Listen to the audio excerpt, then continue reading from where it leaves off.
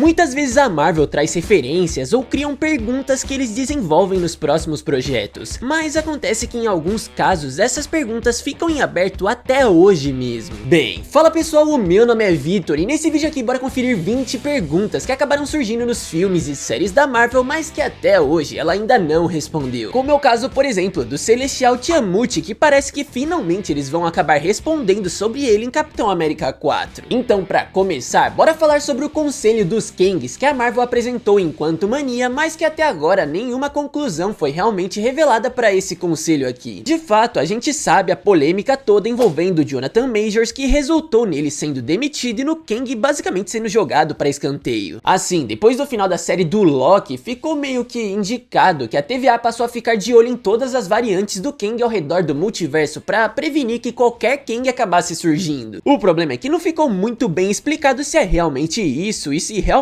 aquele conselho dos Kangs todos acabou sumindo. E no meio de todas essas perguntas, alguns rumores dizem que pode ser respondida essa pergunta aqui logo no início de Vingadores Doomsday, com o Doutor Destino matando o Conselho dos Kangs. Agora, uma pergunta que engloba várias ao mesmo tempo é sobre as cenas pós-créditos que vieram em todas as produções depois de Vingadores Ultimato. Isso já que muitas delas realmente não resultaram em alguma coisa, como por exemplo a de Shang-Chi ou do próprio Conselho dos Kangs. A questão é que são muitas outras além dela, como por exemplo a cena pós-créditos do filme dos Eternos, que assim como a própria continuação dos Eternos e os Eternos em si ficaram esquecidas pela Marvel. Isso fora também as cenas de Doutor Estranho 2 e de Thor, Amor e o Trovão com o Hércules. Bem, quem sabe até Vingadores Guerras Secretas a Marvel não responde algumas das questões levantadas por essas cenas pós-créditos em alguma produção. Porém, como a gente falou em Eternos, bora falar justamente sobre o que aconteceu com eles depois do final do filme. Isso já que o filme terminou dando meio que um gancho para uma continuação, com os Eternos sendo levados pelo Arishem para serem julgados por toda a intervenção que eles tiveram na Terra, além também da cena pós-créditos com o Eros aparecendo. O problema é que, assim como todo o filme parece estar totalmente distante do restante do UCM, a Marvel não só parece ter esquecido, como também desistido de vez de trabalhar a história dos Eternos e dar uma continuação a eles, como eu já comentei num vídeo falando sobre as produções rumorizadas do UCM. Já uma outra pergunta que não tem tanta gente que eu veja por aí comentando, mas que tem bastante ligação com os Eternos, é como funciona meio que a escala de poder dos seres cósmicos da Marvel. Isso já que tudo que a gente sabe mais ou menos até agora sobre as escalas, que como funciona o universo da Marvel, é mais baseado no que a gente conhece dos quadrinhos do que realmente explicado pelo UCM. Nós já vimos aparições de deuses, celestiais, da morte, da eternidade e do próprio tribunal vivo. O problema acaba sendo que nenhuma produção realmente trabalhou ou tentou explicar como que funciona toda a lore do UCM, falando sobre essa questão da cadeia de poderes dos seres cósmicos. De qualquer maneira, a próxima pergunta é como que a Nebulosa conseguiu o braço do Bucky para dar de presente pro Rock. Se você não se lembra, isso aconteceu naquele especial de Natal dos Guardiões da Galáxia, onde a Nebulosa deu de presente esse braço pro Rock, já que ela sabia que desde Vingadores Guerra Infinita ele estava fissurado por algum motivo nesse braço. Bem, a gente já sabe que o Bucky vai estar de volta logo agora em Thunderbolts, e visivelmente ele tá de volta com o seu braço de Vibranium também. Ou seja, provavelmente a Marvel nem vai se dar o trabalho de responder essa pergunta aqui. Bem, mas por falar em Bucky, um dos maiores mistérios que continua até agora no UCM é como que o Capitão América devolveu todas as joias do infinito no final de Vingadores Ultimato. Já surgiram diversas teorias tentando dizer o que teria acontecido nesse tempo dele devolvendo as joias, além também de rumores sobre uma produção, quem sabe até uma série explicando tudo isso. O problema é que, como sempre, até agora a Marvel não quis ou não teve tempo para explicar e mostrar como foi o Capitão América devolvendo as joias. O que eu não sei você aí, mas pra mim parece uma bela de uma oportunidade desperdiçada pela Marvel, já que muita gente tem interesse em saber disso. A próxima pergunta, a gente já meio que comentou sobre ela no vídeo. O que seriam afinal de contas os 10 anéis no UCM? O filme do Shang-Chi apresentou o verdadeiro mandarim do UCM, além também desses artefatos que são extremamente importantes e poderosos no universo da Marvel, pelo menos nos quadrinhos. Porém, a última notícia que a gente teve deles foi na cena pós-créditos do filme, que como a gente já falou, não deu em nada. Eu me lembro que surgiram várias teorias linkando os 10 anéis com o próprio Kang, além também do próprio bracelete da Kamala. Porém, como se a gente não teve resposta nenhuma até agora, e se a gente também não tiver nenhum Shang-Chi 2, eu acredito que a gente vai ficar mesmo sem saber o que são os 10 anéis, pelo menos no UCM. Bom, seguindo nas perguntas de cenas pós-créditos não respondidas, temos a cena do Homem-Aranha Homecoming, onde tivemos a aparição do Escorpião. A gente sabe a bagunça completa que foi essa tentativa da Sony de criar um universo compartilhado de histórias de apenas vilões do Homem-Aranha sem o próprio Homem-Aranha. E o problema aqui dessa vez é que essa cena pós-créditos ficou meio que jogada ali, parece que de qualquer jeito, já que a gente não viu mais esse Escorpião, seja numa aparição de um filme ou uma menção sequer dele, seja tanto no UCM ou mesmo numa produção da Sony. Na verdade, não dá pra falar que não teve literalmente nada, já que surgiram alguns rumores de um tempo pra cá de que o Escorpião seria um dos vilões cotados no primeiro roteiro do quarto filme do Homem-Aranha. Mas como eu falei, ele foi um dos primeiros roteiros cotados, então provavelmente ele já foi até mesmo descartado. Agora a próxima pergunta é sobre a referência ao Wolverine em She-Hulk. Isso já que até agora nós não tivemos nenhuma novidade sobre o Wolverine do UCM, muito menos uma previsão de quando ele pode aparecer. Como em Guerras Secretas provavelmente o Wolverine vai ser o do Hugh Jackman, é muito pouco provável que a gente tenha uma outra versão do Wolverine, principalmente a do UCM, já que aparentemente aquilo foi só uma referência jogada mesmo. Então, dessa forma, provavelmente a gente vai ter o reboot depois de Guerras Secretas com novos atores e outras histórias e origens, então isso daqui vai ficar só como um easter egg. Agora, a próxima pergunta, ainda não respondida de fato pela Marvel, é o que aconteceu com o velho Steve Rogers. O que mostrou nos filmes até agora é que ele morreu, assim como o Homem de Ferro e a Viúva Negra em Ultimato. O estranho é que, por exemplo, lá em Homem-Aranha Longe de Casa, onde a gente acabou vendo as menções dos heróis que morreram em Vingadores Ultimato, a gente viu uma foto do Steve Rogers. Então será que no final das contas ele morreu mesmo de velhice no CM? Ou será que as teorias estão certas e ele realmente tá numa base da lua? Bom, na minha opinião pelo menos, se eles forem responder algo de fato mais concreto do que isso, provavelmente será agora em Capitão América 4, onde ou eles vão confirmar que ele tá morto, como por exemplo com uma menção ou enterro, ou quem sabe eles não fazem a loucura de confirmar que ele realmente ainda tá vivo por aí. De qualquer jeito, falando em personagens que a gente não sabe se estão vivos ou mortos, nós temos a própria Wanda, que apesar de tudo indicar que ela morreu, convenhamos, né, ninguém engoliu essa daqui de fato. Muita gente esperava que ela fosse aparecer na série da Agatha desde sempre, mas convenhamos, né, além do fato de que se ela tivesse realmente aparecido na série, ela teria roubado muitos holofotes, a própria série em si tentou de todos os modos forçar mais ainda pra gente a ideia de que ela realmente morreu. De qualquer forma, dentre todas as teorias e possibilidades, o mais provável é que ela pelo menos volte em Vingadores Guerras Secretas. Isso até porque ela tá entre os nomes listados nos supostos vazamentos dos nomes de super-heróis que estariam no filme. Bem, mas falando em Vingadores, se a gente voltar em Vingadores Ultimato, nós vimos aquela versão mais jovem do Thanos de 2014 saindo da sua linha do tempo pra ir enfrentar os Vingadores no futuro. O problema é que daí surge a pergunta, né, o que aconteceu nessa linha do tempo ou realidade de onde esse Thanos saiu? Bom, já de início é sempre difícil de falar sobre linha do tempo, além também de realidades alternativas no UCM, já que tudo é sempre muito mal explicado. Mas considerando apenas o que aconteceu depois que o Thanos sumiu, provavelmente uma série de eventos não aconteceram, como um efeito dominó. E quem sabe se o Thanos não estivesse certo esse tempo todo, pode ser que esse universo ou linha do tempo tenha colapsado de vez com muita gente e poucos recursos para sobreviver tanta gente assim.